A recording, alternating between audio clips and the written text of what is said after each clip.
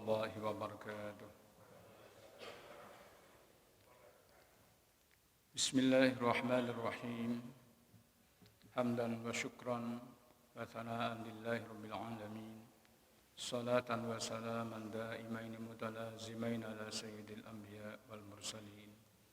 Sayyidina wa maulana Muhammadin wa ala alihi wa ashabi ajmain. Wa la hawla wa la quwwata illa billahil aliyil azim. Amma ba'd. Ma'asyiral muslimin, bapak-bapak dan ibu-ibu, jamaah salat subuh Masjid Darut Taqwa rahimakumullah.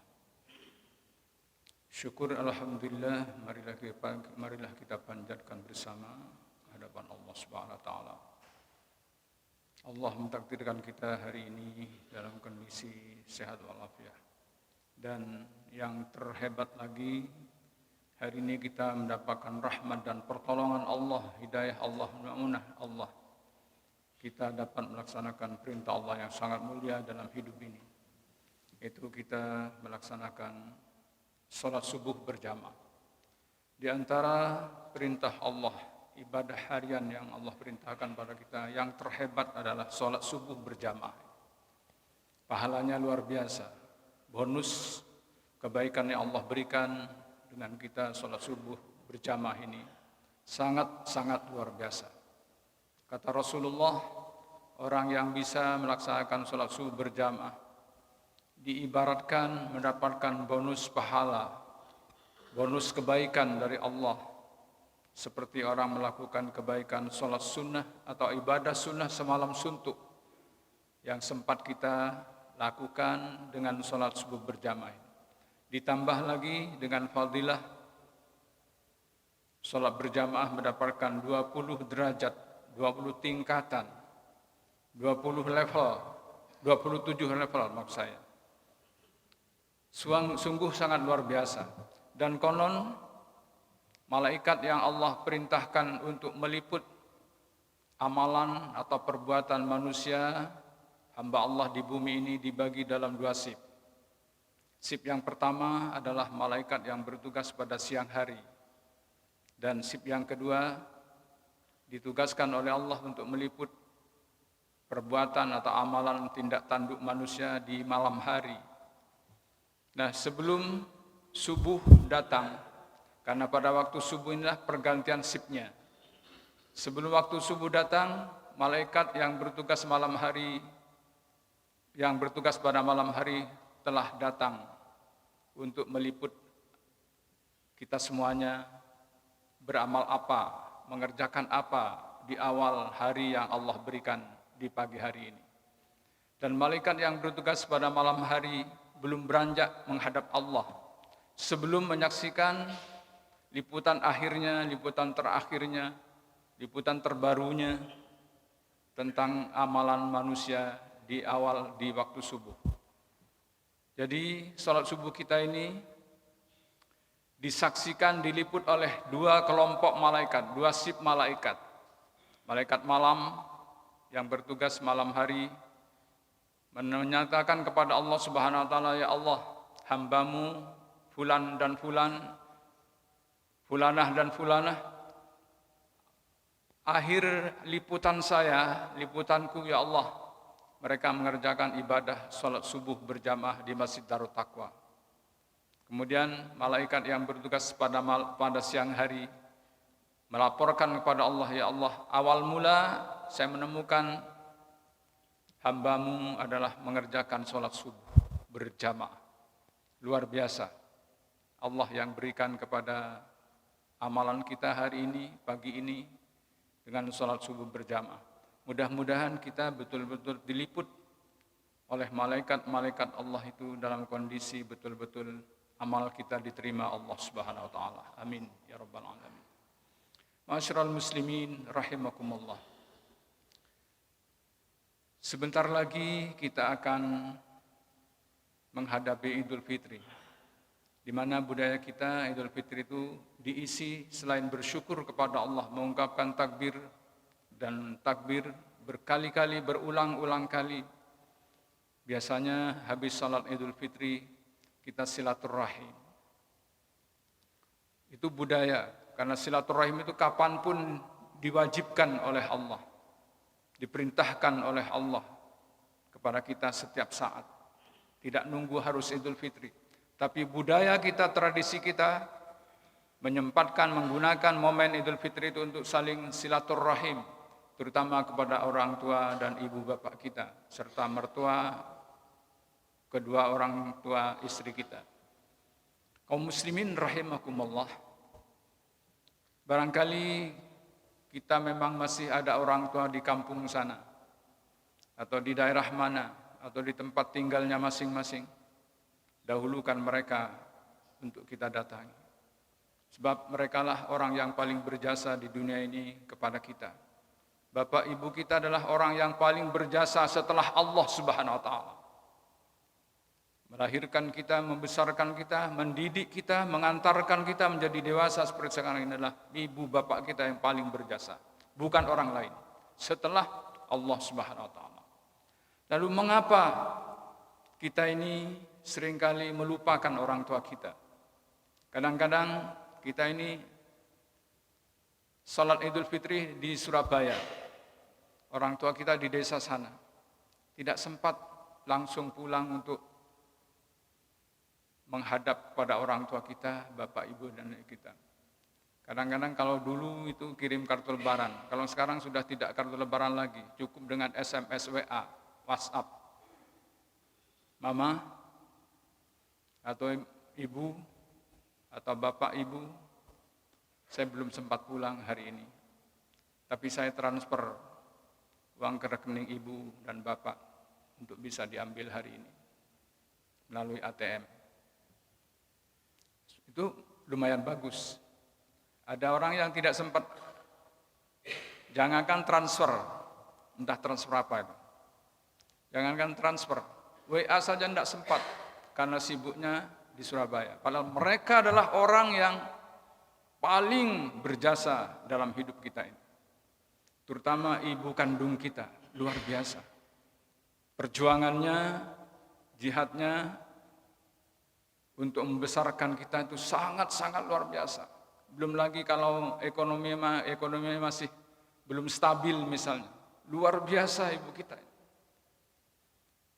Tetapi mengapa yang kita dahulukan adalah relasi kita, teman-teman kita, orang tua kita diakhirkan. Yang kedua adalah ibu dan bapak mertua kita. Orang yang paling berjasa yang nomor dua adalah bapak ibu mertua kita. Karena merekalah orang yang paling berjasa melahirkan istri kita. Tanpa keduanya, tanpa mertua kita, istri kita tidak pernah terlahir di muka bumi ini. Karena merekalah orang betul-betul yang punya jasa besar kepada kita dan keluarga kita. Dua-duanya diperlakukan sama, wajib, sama-sama wajib. Karena seorang suami tidak pernah akan terlahir ke dunia ini tanpa ibu mertua kita, ibu dan bapak mertua kita. Dan istri kita tidak akan pernah terlahir ke dunia ini tanpa bapak dan ibu mertua kita. Yang sering terjadi di alam antah berantah sana, mungkin di Jepang, itu kalau mertua datang ke rumah anaknya, mertua datang, disambutnya ala kadar. Tapi kalau orang tuanya sendiri, ibu kandung sendiri, bapak kandung sendiri datang, dihormat luar biasa. Ini dalam Jepang, di negara Jepang sana. Di Indonesia mungkin hanya tidak berapa banyak, walaupun ada di sana sini. Kaum muslimin rahimakumullah, kita tidak boleh membeda-bedakan antara orang tua kandung kita dengan mertua kandung kita.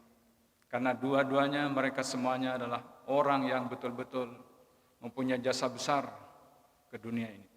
Yang celakanya lagi, istrinya dicintai, tapi mertuanya dimusuhi.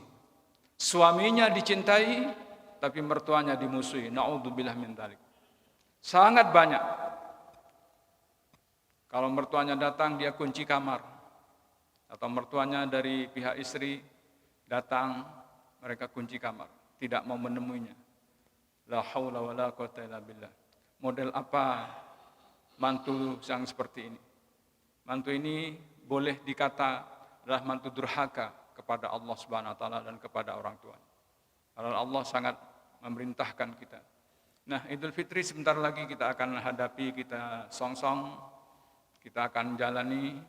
Mudah-mudahan Idul Fitri betul-betul kita kembali kepada fitrah, kembali kepada kesucian, kembali kita dalam keadaan betul-betul puasa kita ini diterima oleh Allah Subhanahu wa taala. Puasa kita betul-betul mampu mendidik kita, mentarbiyah rohaniah kita menjadi rohaniah yang baik, menjadi pribadi-pribadi yang berlevel di hadapan Allah Subhanahu wa taala. Karena tidak lain tujuan puasa Ramadan ini adalah untuk menggodok mental dan pribadi kita, rohaniah kita menjadi pribadi yang termulia di hadapan Allah, yaitu pribadi yang muttaqin, takwa pada Allah Subhanahu wa taala. Siapakah mereka? Adalah yang puasanya sukses, ibadahnya sukses, bukan hanya tidak makan dan minum siang hari sampai terbenam matahari. Bukan hanya itu, tetapi orang-orang yang betul-betul mendidik, mentarbiyah pribadinya menjadi pribadi yang mulia, benar-benar berlevel, terhormat di hadapan Allah Subhanahu wa taala. Karena kata Rasulullah, betapa banyaknya hambaku, umatku maksudnya, betapa banyak umatku yang berpuasa Ramadan, rubba min shaimin laisa lahu min siyamihi illal ju' wal 'atsh. Betapa banyaknya umatku yang berpuasa di bulan suci Ramadan, tapi tidak dapat apa-apa dari Ramadannya, dari puasa Ramadannya selain lapar dan dahaga belaka. Betapa ruginya kalau kita ini hanya sekedar berlapar-lapar dan berhaus belaka, tapi kita tidak dapatkan apa-apa dari tarbiyah Ramadan yang Allah berikan kepada kita. Kita ini sebenarnya dididik setiap saat, dididik oleh Allah setiap saat dengan salat 5 waktu kita, dengan zikrullah kita. Fadhkuruni azkurukum fadhkuruni azkurukum washkuruli wala takfurun. Tadi imamnya sudah membaca itu, mengingatkan kita. Ingatlah kepada aku, itu Allah mendidik kita agar kita tersambung kepada Allah Subhanahu wa taala. Tapi kitalah yang sangat bodoh. Kita semuanya lah yang sangat tidak tahu, tidak mengerti, sangat jahil bahwa zikrullah itu adalah betul-betul merupakan pendidikan Allah mengantarkan pribadi kita, rohaniah kita agar tersambung kepada Allah. Terjadi sebuah koneksitas ke hadapan Allah Subhanahu wa taala. Tapi kita sering melupakan karena sibuknya kita ngurusi duniawi. Sibuk sekali kita dengan urusan dunia, berangkat pagi pulang petang, yang diurus adalah dunia dan dunia. Bahkan kalau ada pekerjaan sampai lembur, sampai larut malam, dan bayarnya menjanjikan, imbalannya menjanjikan, kita siap berangkat untuk mengatasi itu, untuk melakukan itu, untuk berangkat mengerjakan itu semuanya. Itulah keadaan kita. Karena sangat sibuknya, lupa zikrullah. Terutama zikrullah yang paling diwajibkan oleh Allah 5 waktu sehari semalam. Yaitu salat 5 waktu ini adalah diterangkan di dalam firman yang lain. Allah katakan, aqimis salata li dzikri, tunaikan salat untuk mengingat aku, mengingat dan mengingat aku, zikrullah dan zikrullah, ingat kepada Allah Subhanahu wa taala, untuk mengantarkan kita ini supaya betul-betul tersambung kepada Allah, tidak terseret oleh nafsu kita dan oleh iblis yang menggoda kita. Seringkali kita ini menuduh iblis adalah menggoda kita, padahal diri kita sendiri yang lupa kepada Allah Subhanahu wa taala. Seringkali mengkambing hitamkan setan, padahal diri kita yang mandi setan. Seringkali kita ini bertawud kepada Allah Subhanahu wa taala, menghindarkan diri dari perbuatan setan yang terkutuk, tapi diri kita menjerumuskan kepada perbuatan setan yang terkutuk. Kalau kita sudah pernah melaksanakan jumrah atau lempar jumrah pada waktu kita melakukan ibadah haji, itu betapa banyaknya orang-orang atau kita sendiri mungkin yang sangat emosional melempar jumrah seakan-akan setan betul-betul secara fisik ada di depannya. Kalau pulang dari Mekah, pulang dari ibadah haji, kembali lagi berkawan, berkorelasi, berkorabulasi dengan setan dan iblis yang senantiasa memang menggoda kita. Kaum muslimin rahimakumullah. Washkuruli wala takfurun. Bersyukurlah kepada aku dan jangan sampai kamu ingkarun nikmah. Jangan sampai kufur nikmah.